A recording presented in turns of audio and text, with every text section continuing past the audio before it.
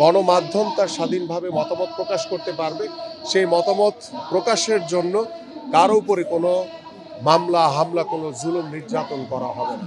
আমরা কখনোই কোনো ভিন্ন মত কিংবা বিরোধী মতের উপরে আমরা কখনোই জুলুম নির্যাতন নিপীড়ন করব না। আমাদের আগামী ফেব্রুয়ারিতে যে নির্বাচন হবে সেই নির্বাচনের মাধ্যমে আমরা দৃঢ়ভাবে আশা করি যে বাংলাদেশের গত ১৭ বছরের যে অপেক্ষা, যে একটি সুষ্ঠু অবাধ নিরপেক্ষ নির্বাচনের মাধ্যমে জনগণের সরকার প্রতিষ্ঠা, সেই জনগণের সরকার প্রতিষ্ঠার মাধ্যমে আমরা এমন একটি সরকার গঠন করতে চাই যে সরকার বাংলাদেশের জনগণের প্রতিনিধিত্ব করবে, যেখানে কোনো রাজনৈতিক প্রতিহিংসা থাকবে না।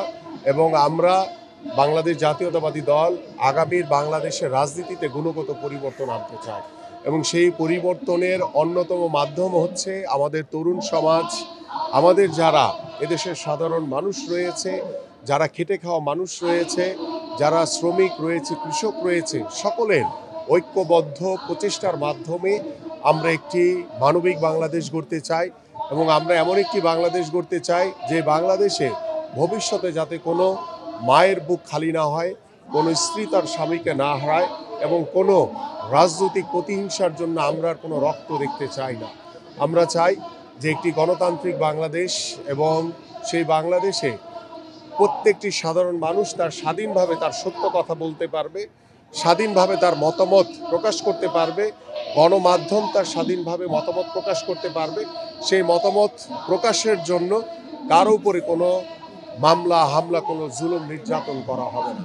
এবং গত ১৭ বছর ওই স্বৈরাচার সরকার বাংলাদেশের বিরোধী দলের উপরে, বিরোধী মতের উপরে সবসময় দমন নিপীড়ন নির্যাতন চালিয়েছে। কিন্তু বাংলাদেশ জাতীয়তাবাদী দল বিএনপি আমরা যদি আগামী ফেব্রুয়ারি নির্বাচনে নির্বাচিত হই, আমরা কখনোই কোনো ভিন্ন মত কিংবা বিরোধী মতের উপরে আমরা কখনোই জুলুম নির্যাতন নিপীড়ন করব না। কারণ আমরা শুধু দলের নয়, আমরা এদেশের সাধারণ মানুষের, এদেশের জনগণের সরকার গঠন করতে চাই।